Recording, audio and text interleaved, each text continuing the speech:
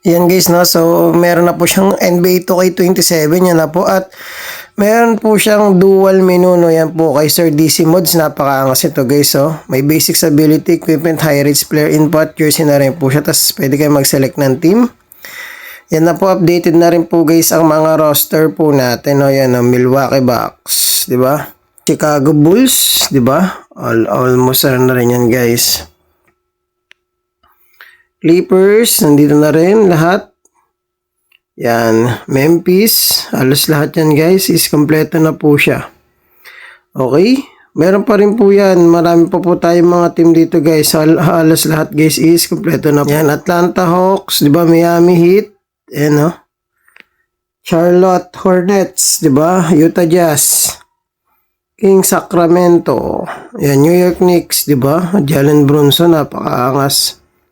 Los Angeles Lakers, Orlando Magic, yan yung Jalen Briggs, Kyrie Irving sa Dallas, Nets Brooklyn, yan, Nuggets Denver, diba? Indiana Pacers, Pelicans New Orleans, Detroit, diba? Napakaangas. Raptors, Rocket Houston, Spurs San Antonio guys, diba? Napakaangas. Phoenix Suns, Oklahoma Thunder, Timberwolves, Minnesota, di ba? Napakaangas yan guys. Trail, Portland, yan. Golden State Warriors, at ang Wizard, Washington. Wizard.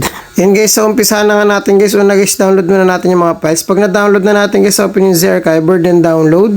So ito na po yung na-download natin guys na mga files, no? Ito po yung OBB natin at APK. So una natin gawin guys, yung APK natin is extract natin yan guys. So i-click nyo po yung extract here. Yan, tapos ito po yung password niya guys. Okay, Pinoy Hacks.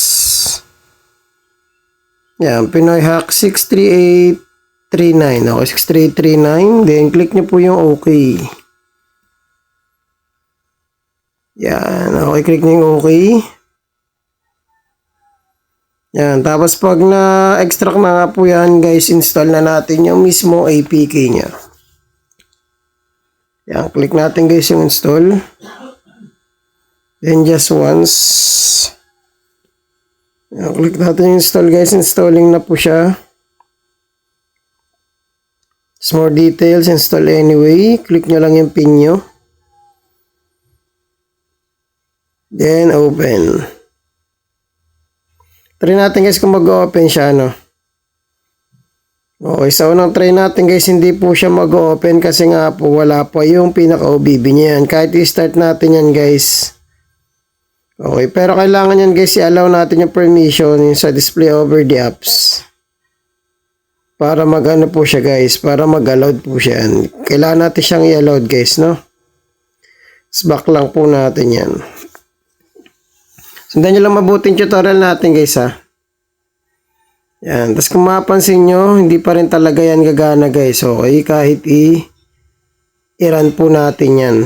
Okay, yan may kita nyo naman po sa video. Lahat po ng steps is ginagawa natin para mapagana siya. Yan, kahit i-start natin ngayon guys, is hindi po yan gagana, no? Yan, magaganyan lang yan. Yan, the app is not properly installed, please install it. Okay, so click natin yung okay. So, pangalawa naman guys, punta po tayo ng Z-Archiver ulit. Tapos extract naman natin guys yung OBB niya. Yan, yan po yung pinaka-OBB niya guys. Extract natin yan. Click natin extract here. Yan guys, hintayin lang natin matapos yung pag-extract po niya. Okay? Yan, tapos pag na-extract na po yan, ito na po yung OBB niyan guys. Yan, yan na po. Open po natin yan. Yan po yung pinaka-main sa patch. Click natin guys yung tatlong dot sa may taas. Yan, yung tatlong dot sa may taas guys, click natin. Tapos click nyo yung multi-select. Tapos select nyo po yung dalawa. Okay? Then, click nyo po yung cut. Punta po kayo guys sa may Android. Tapos, yan, device storage. Tapos Android. Okay, Android. Tapos punta po kayo sa OBB. Yan, tapos click nyo po yan guys. Yung folder ng Come to Esports. Tapos click nyo po yung paste. Yan, tapos tapusin nyo lang po yung pagpipaste niya guys ng OBB, no? Yan, medyo matagal yan guys, hintayin lang po natin. So yan, na-paste na po siya guys.